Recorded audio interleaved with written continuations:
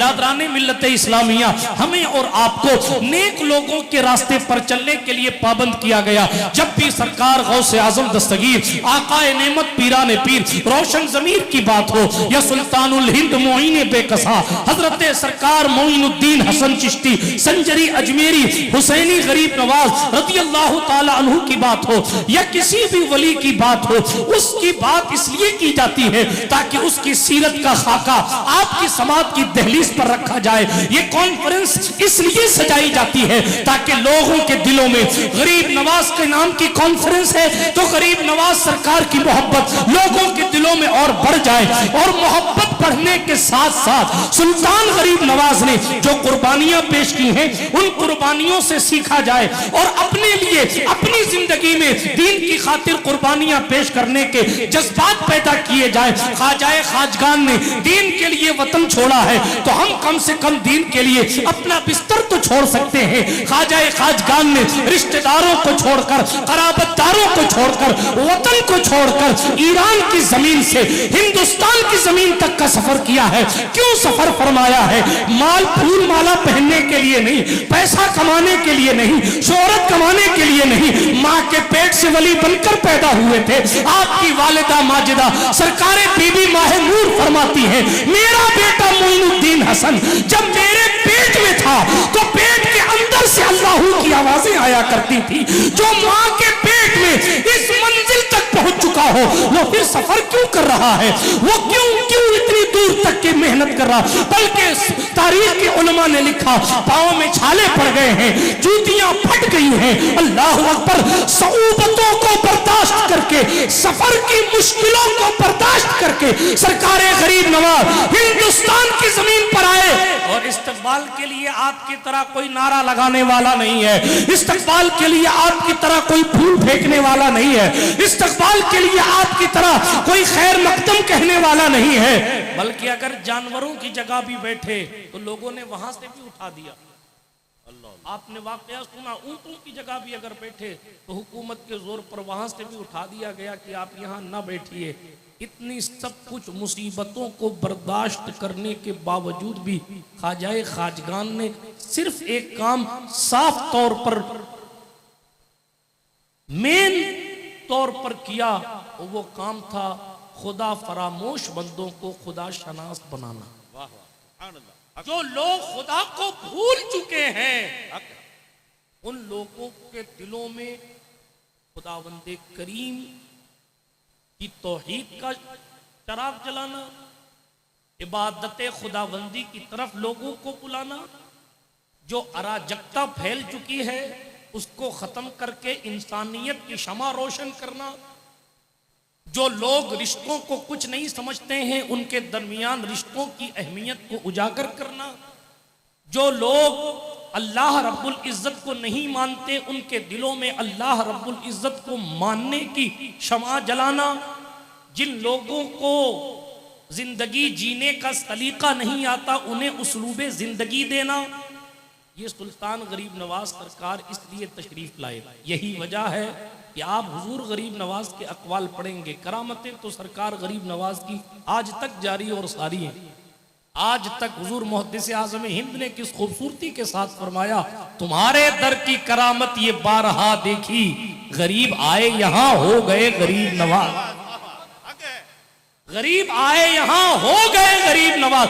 آئے تھے جب غریب تھے، آئے تھے جب غریب تھے، بلکہ میں نے اپنی پچھلی کسی گفتگو میں کہا تھا کہ ہم اپنی اپنی زندگیوں پر جب نظر ڈالتے ہیں اور پہلی حاضری کا بالخصوص جب خیال کرتے ہیں کہ میں جب پہلی بار اجمیر محلہ گیا تھا اس وقت کی کنڈیشن یہ تھی کہ چائے پیوں کی نہیں پیوں سوچنا پڑتا تھا، جناب رہنے کے لیے روم نہیں تھا اور کھانا کھانے کے لیے بھی یہ کیفیت تھی کہ کھاؤں ایک ٹائم کھا کر 2 ٹائم چلا لوں۔ کیفیت یہ تھی کہ اس وقت جب جاتے تھے تو رہنے کے لیے سردی سے بچنے کا انتظام نہ تھا، اس وقت کی دنیا اور تھی، اب کی دنیا اور ہے۔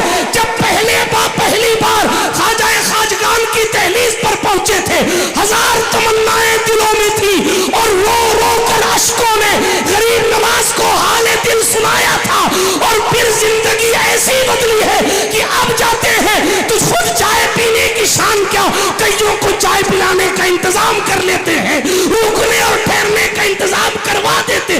اسی کو محدث اعظم نے کہا کہ شان ایسی ہے کہ تمہارے در کی کرامت یہ بارہا دیکھی، غریب آئے یہاں ہو گئے غریب۔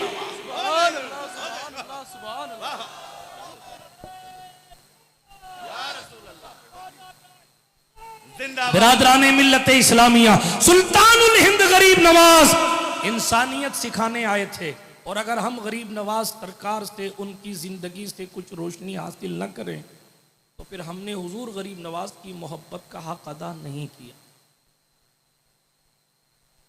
وہ صرف اپنے نام کے نعرے لگوانے یا اپنے یہاں پیدل بلوانے نہیں آئے تھے، ان کا مقصد تھا کہ جن لوگوں کو بھی ہدایت کی تلاش ہو انہیں نور الہی سے ان کے دلوں کو روشن کیا جائے۔ اسی لیے قدم قدم پر رہنمائی فرمائی۔ کبھی نماز کی بات آئی تو فرمایا یہ خدا کے رازوں میں سے ایک راز ہے۔ کبھی انسانیت کی بات آئی، کل میں نے ناگور شریف میں ایک قول پڑھا تھا، سلطان التارکین صوفی حمید الدین ناگوری کے شہر میں، خلیفہ غریب نواز کے شہر میں، کسی نے سرکار غریب نواز سے پوچھا حضور درویش کس کو کہتے ہیں؟ تو سرکار غریب نواز نے فرمایا جس کی دہلیز سے کوئی محروم نہ لوٹایا جائے اسے درویش کہتے ہیں۔ بھوکا آئے تو کھانا کھا کے جائے، ننگا آئے تو کپڑا پہن کے جائے، اور جس کی دہلیز سے یہ ساری چیزیں ملتی ہیں اسے درویش کہتے ہیں۔ حضرت سلطان الہند غریب نواز نے رشتوں کو نبھانے کے سلیقے سکھائے۔ ان کی زندگی ہمہ جہت، ان کی شخصیت ہمہ جہت شخصیت، جس طرف نگاہ ڈالیں اس طرف سے سرکار غریب نواز کی زندگی سے روشنی ہی روشنی ملتی۔ لیکن موٹے طور پر میں ایک بات عرض کرنا چاہتا ہوں، خدمت خلق کا جو جذبہ سلطان غریب نواز نے دیا تھا، آج ہمیں اس جذبے کو پھر سے بیدار کرنے کی ضرورت ہے۔ پوری انسانیت کی خدمت، اللہ کی ساری مخلوق کی خدمت۔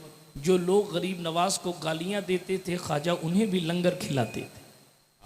جی اس دربار میں بادشاہ آوے کہ فقیر آوے سب کی سنی جاتی تھی، آج بھی سنی جاتی ہے، تب بھی سنی جاتی تھی، اب بھی سنی جاتی ہے۔ اس لیے ہم اور آپ سلطان غریب نواز سرکار سے سیکھیں کہ رشتے کیسے نبھتے ہیں۔ واقعات بہت سارے ہیں کہ ایک کسان کا قرضہ معاف کرانے کے لیے غریب نواز دلی تک چلے جاتے۔ ایک بڑھیا آ کر کہتی حضور میرے بیٹے کو بادشاہ نے بے قصور قتل کر دیا ہے، کرم فرمائیں۔ سلطان خواجہ کھڑے ہو گئے اور کھڑے ہو کر اس میت کے پاس پہنچے جہاں بیٹا انتقال کر چکا تھا۔ ایک بڑھیا کا دل رکھنے کے لیے غریب نواز نے اس مردے سے کہا او اللہ کے بندے، اگر تو بے قصور قتل کیا گیا ہے تو معین الدین حسن کہتا ہے خدا کے حکم سے کھڑا ہو جا۔ اب اتنا کہنا تھا کہ وہ مرا ہوا کھڑا ہو گیا۔ اسے سلطان الہند غریب نواز کہتے۔ عرض یہ کر رہا ہوں کرامتیں اور باتیں تو بہت ساری ہیں، مگر چونکہ ایک انقلابی شخصیت جلوہ فرما ہے اور میری عادت نہیں، میں ویسے بھی کسی مہمان کے سامنے لمبی چوڑی بات نہیں کرتا، اور پھر جب ایک عظیم ترین خطیب موجود ہو تو پھر جناب والا بات کرنے کا تک بھی نہیں بنتا، اور پھر حضرت تشریف لے آئے، موسم بھی ایسا ہے، اس لیے کوئی لمبی چوڑی بات نہیں۔ بس ایک بات عرض کرتا ہوں، ایک شخص تھا بہت نیک آدمی نہیں تھا، اس کا انتقال ہو گیا تو لوگوں نے دیکھا کہ وہ جنت میں گھوم رہا ہے، وہ بھی حاجیوں کے ساتھ۔ بولو نا سبحان اللہ، حاجیوں کے ساتھ گھوم رہا ہے وہ بھی جنت میں۔ اب حاجیوں کے ساتھ جنت میں گھوم رہا ہے تو لوگوں نے اس سے پوچھا کہ بھائی تیرے اعمال تو ایسے نہیں تھے، تو یہاں کیسے جنت میں گھوم رہا ہے خواب میں؟ سرکار قطب پاک نے ملفوظات میں لکھا کہ اس نے پھر جناب والا بتایا کہ میری ماں کی میں رات کو بیٹھ کے خدمت کیا کرتا۔ سبحان اللہ، ذہن شریف میں بات آ رہی ہے جی، صرف اشارہ کر کے گزر رہا ہوں۔ مخلوق کی خدمت، ماں باپ کی خدمت، دین کی خدمت، سرکار غریب نواز یہی سکھانے آئے۔ اسی لیے فرمایا تھا سورج کی طرح سے شفقت کرو، دریا کی طرح سے سخاوت کرو، اور جناب زمین جو ہے زمین، اس زمین کی طرح سے تواضع اور انکساری کرو۔ یہی وجہ ہے یہ غریب نواز کا آفاقی پیغام، سورج کبھی نہیں دیکھتا کہ یہ گھر امیر کا ہے کہ غریب کا ہے، یہ گھر بادشاہ کا ہے کہ فقیر کا ہے۔ سورج کبھی نہیں دیکھتا کہ جس گھر پر میری روشنی جا رہی ہے وہ گھر کس کا ہے، مسلمان کا ہے کہ ہندو کا ہے، وہ گھر امیر کا ہے کہ غریب کا ہے، بادشاہ کا ہے کہ فقیر کا۔ بس سورج اپنی شفقت سب پر برابر رکھتا۔ سلطان فرماتے ہیں سورج کی طرح شفقت، زمین کی طرح تواضع اور انکساری، دریا کی طرح سخاوت۔ کوئی بھی ندی سے جا کر پانی بھرتا ہے، کوئی بھی ندی سے جا کر پانی بھرتا ہے تو دریا کسی کا ہاتھ نہیں پکڑتا کہ نہیں صاحب تمہارا معاملہ اور ہے اور ہمارا معاملہ اور ہے اس لیے ہم تمہیں پانی نہیں دیں گے۔ نہیں، کیا خوبصورت فکر غریب نواز نے عطا فرمائی۔ دریا کی طرح سخاوت کرو، زمین کی طرح تواضع اور انکساری بردباری پیش کرو، سورج کی طرح شفقت کرو، اللہ والے بن جاؤ گے۔ یہی وہ راستہ ہے جس راستے پر چلنے کے لیے سلطان غریب نواز نے ہمیں اور آپ کو سکھایا۔ اس جوان نے خواب میں کہا کہ میں یوں تو کوئی بہت نیک نہیں تھا، مگر میری ماں جب بستر پر لیٹتی تھی سونے کے لیے تو میں اس ماں کے پاؤں دباتا تھا، خدمت کرتا تھا، اور جب ماں کی خدمت کرتا تو میری ماں مجھے یہ دعا دیتی تھی، اے اللہ اسے جنت میں عالی شان مقام عطا فرما۔ ماں کی دعاؤں کا صدقہ ہے کہ آج میں جنت میں گھوم رہا ہوں۔ یہی سکھانے غریب نواز آئے تھے، ہمیں اور آپ کو یہی سب سیکھنا ہے۔ میں تو آپ سے ملاقات کرتا رہتا ہوں، ابھی ہم اپنے مہمان سے سیکھ لیتے ہیں جو پورے ہندوستان کیا پوری دنیا میں غریب نواز سرکار کے مشن کو عام تام کر رہے ہیں۔ اللہ پاک کہنے سننے سے زیادہ عمل کی توفیق عطا فرمائے، اور ہمارے ارسور کے تمام لوگوں کے دلوں میں دین سے اور دین کی خدمت کی محبتیں پیدا فرمائے، دین سے محبت پیدا فرمائے۔ جن جوانوں نے اس محفل کو سجانے میں، جن بزرگوں نے بڑوں نے حصہ لیا ہے، محنتیں کی، اللہ تعالیٰ سب کی کوششوں کو شرف اجابت اور قبولیت عطا فرمائے۔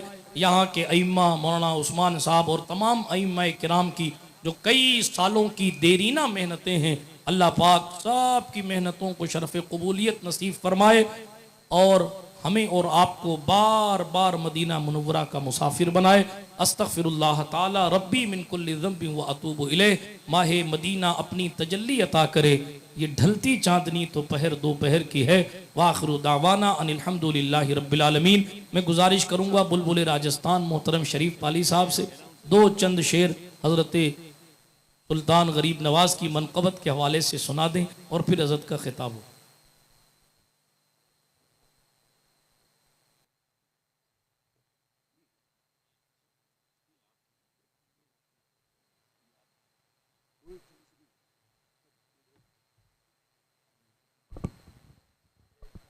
ذو الكونين والثقلين والفريقين من عرب ومن عجم، هو الحبيب الذي ترجى شفاعته لكل هول من الأهوال مقتحم، فاق النبيين في خلق وفي خلق ولم يدانوه من علم ولا كرم، وكلهم من رسول الله ملتمس غرفا من البحر أو رشفا من الديم، منزه عن شريك في محاسنه فجوهر الحسن فيه غير منقسم، يا أكرم الخلق ما لي من ألوذ به سواك عند حلول الحادث الأمم، وأذن لصحب صلاة منك دائمة على النبي بمنهل ومنتجم، ثم الرضا عن أبي بكر وعن عمر وعن علي وعن عثمان ذي الكرم، والآل والصحب ثم التابعين فهم أهل التقى والنقى والحلم والكرم،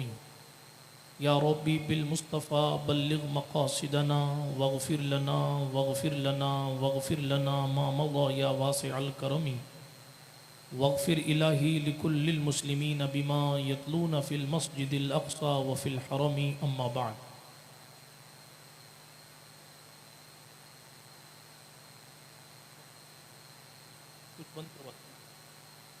اما بعد فاعوذ باللہ من الشیطان الرجیم، بسم اللہ الرحمن الرحیم، واتبع سبیل من اناب الی، وقال تعالی فی القرآن الکریم، اہدنا الصراط المستقیم صراط الذین انعمت علیہم۔ او کما قال اللہ تبارک و تعالی فی القرآن الکریم والفرقان الحمید صدق اللہ العلی العظیم وصدق رسوله النبی الامین المتین الامی الکریم الرؤوف الرحیم ونحن على ذلك لمن الشاہدین والشاکرین والآمنین والمطمئنین والحمد للہ رب العالمین۔ اے اشرف زمانہ زمانہ مدد نما درہائے بستراز کلید کرم کشا، حضرت کا استقبال کریں۔ آپ اپنی اپنی جگہ پر کھڑے ہو کے استقبال کریں۔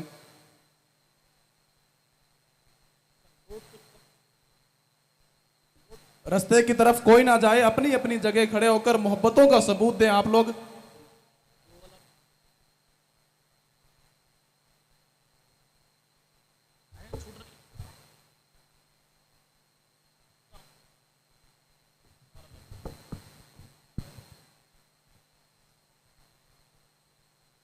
نعرہ تکبیر،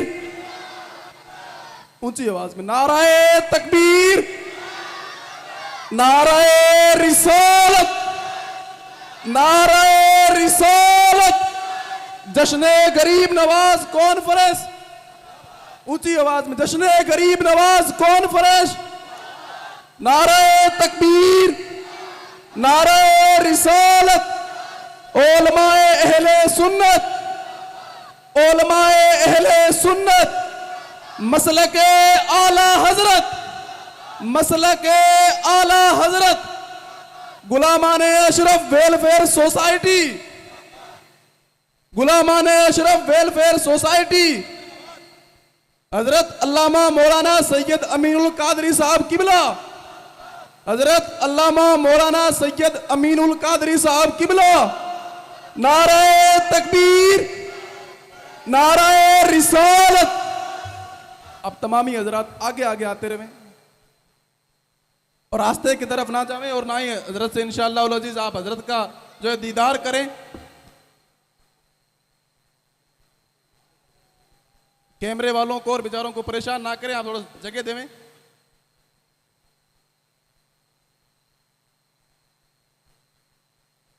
بچے بیٹھ جاؤ، آپ بیٹھ جائیے، آپ لوگ تھوڑے آگے آتے رہیے۔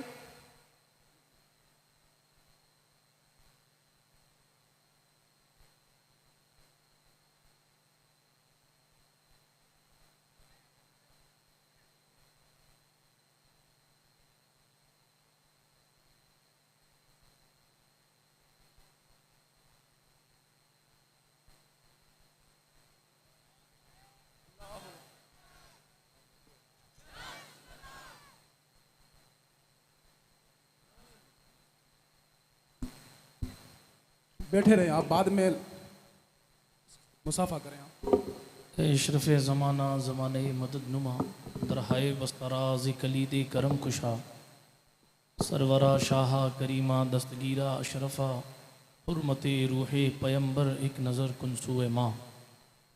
اللہ سبحانہ و تعالیٰ کے لیے تمام تعریفیں، تمام خوبیاں ہیں۔ میرا اور آپ کا اللہ ساری کائنات کا خالق ہے، ہر ایک شے کا حقیقی مالک ہے۔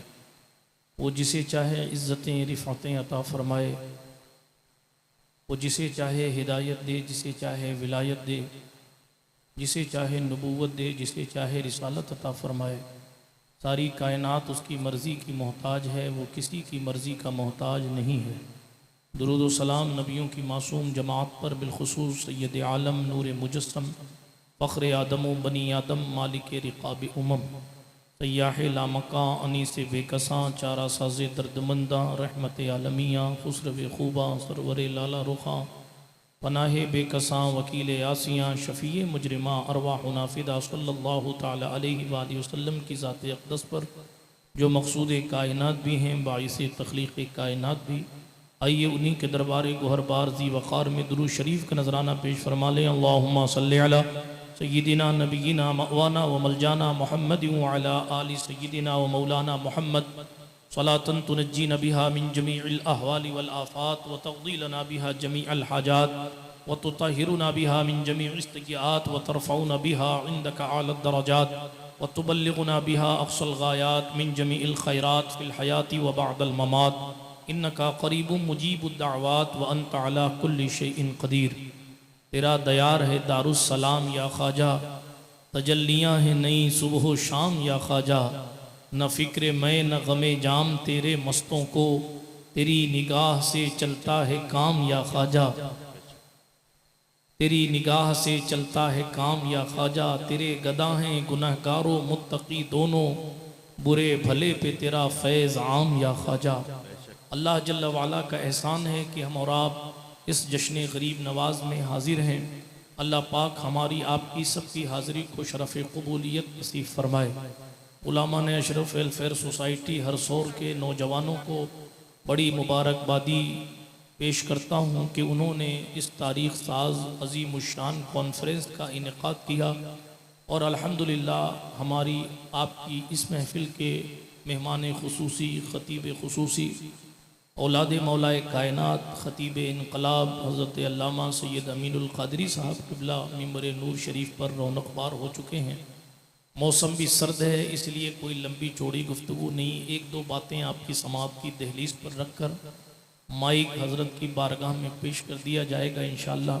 آج شب جمعہ ہے، ایک درود شریف پڑھاتا ہوں، میرے ساتھ مل کر پڑھ لیں۔ اللہم صلی علی سیدنا و مولانا محمد النبی الامی الحبیب العالی القدر العظیم الجاہ وعلی آلہ و اصحابہ وبارک وسلم۔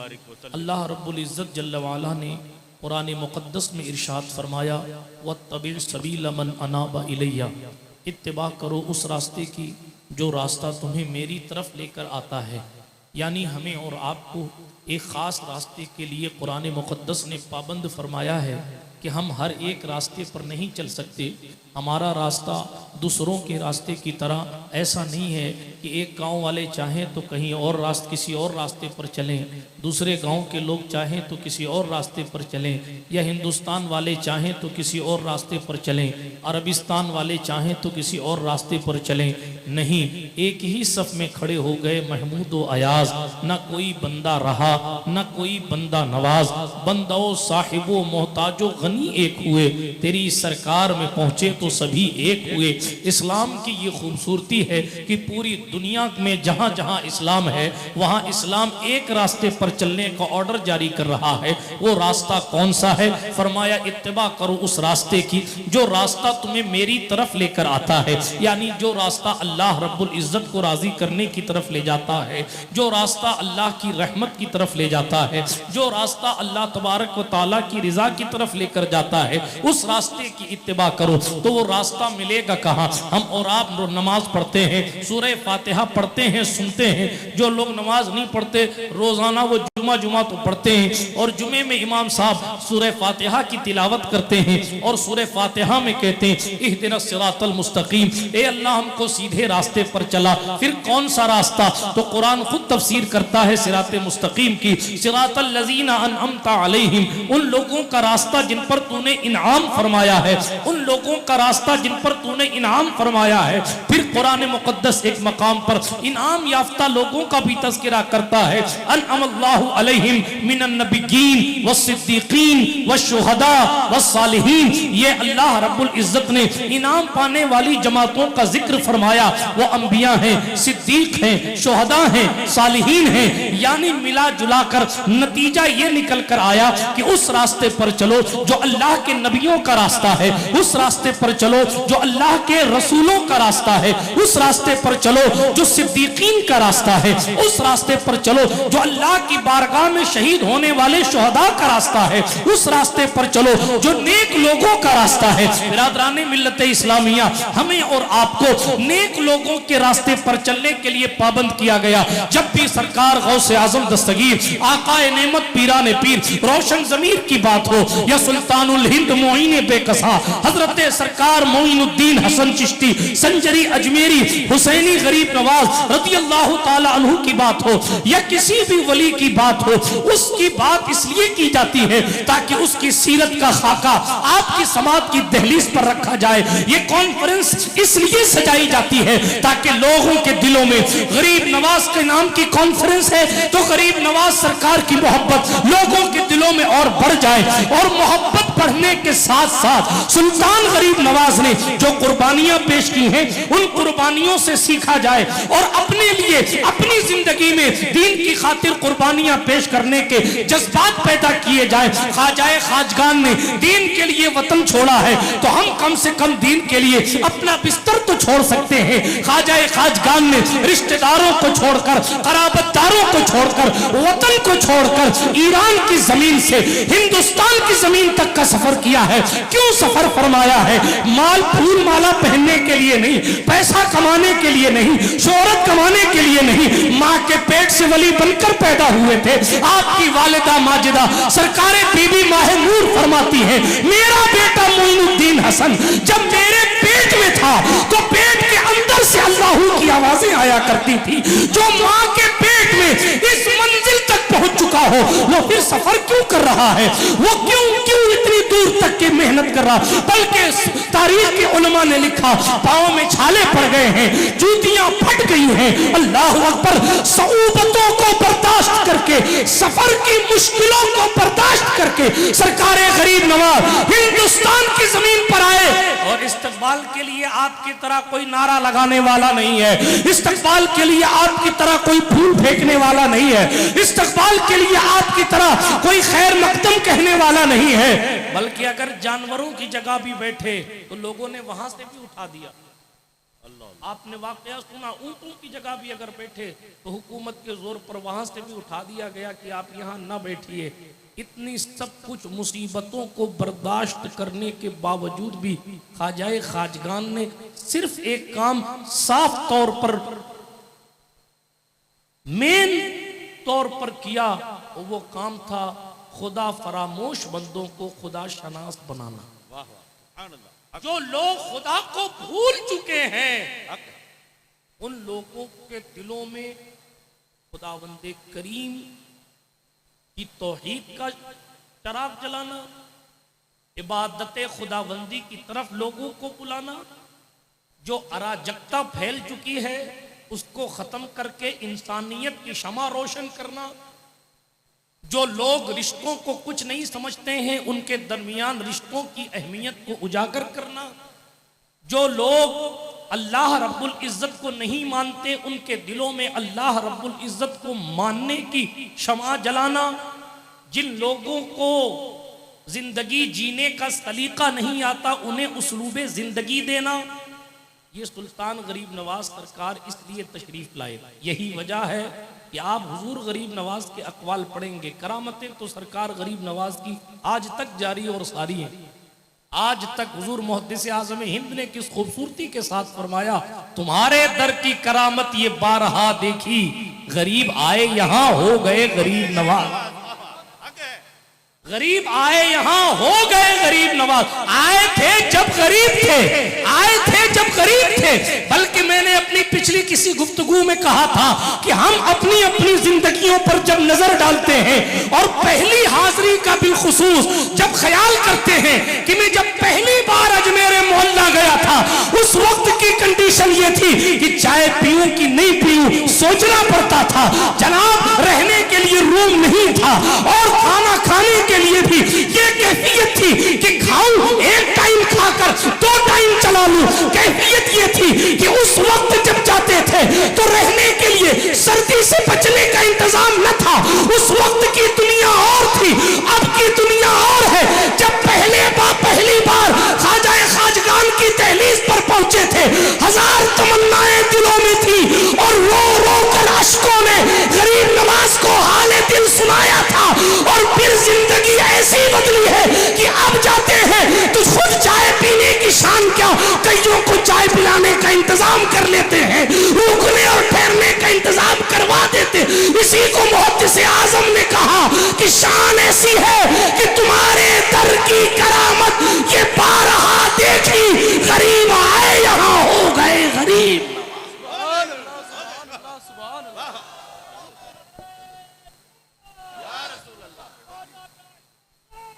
برادران ملت اسلامیہ, سلطان الہند غریب نواز انسانیت سکھانے آئے تھے.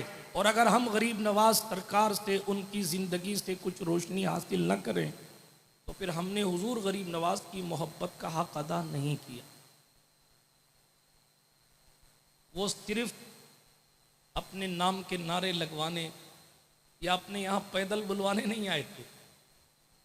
ان کا مقصد تھا کہ جن لوگوں کو بھی ہدایت کی تلاش ہو انہیں نور الہی سے ان کے دلوں کو روشن کیا جائے. اسی لیے قدم قدم پر رہنمائی فرمائی. کبھی نماز کی بات آئی تو فرمایا یہ خدا کے رازوں میں سے ایک راز ہے. کبھی انسانیت کی بات آئی. کل میں نے ناگور شریف میں ایک قول پڑھا تھا. سلطان الطارقین صوفی حمید الدین ناگوری کے شہر میں، خلیفہ غریب نواز کے شہر میں، کسی نے سرکار غریب نواز سے پوچھا حضور درویش کس کو کہتے ہیں؟ تو سرکار غریب نواز نے فرمایا جس کی دہلیز سے کوئی محروم نہ لوٹایا جائے اسے درویش کہتے ہیں. بھوکا آئے تو کھانا کھا کے جائے، ننگا آئے تو کپڑا پہن کے جائے، اور جس کی دہلیز سے یہ ساری چیزیں ملتی ہیں اسے درویش کہتے ہیں. حضرت سلطان الہند غریب نواز نے رشتوں کو نبھانے کے سلیقے سکھائے. ان کی زندگی ہمہ جہت، ان کی شخصیت ہمہ جہت شخصیت. جس طرف نگاہ ڈالیں اس طرف سے سرکار غریب نواز کی زندگی سے روشنی ہی روشنی ملتی.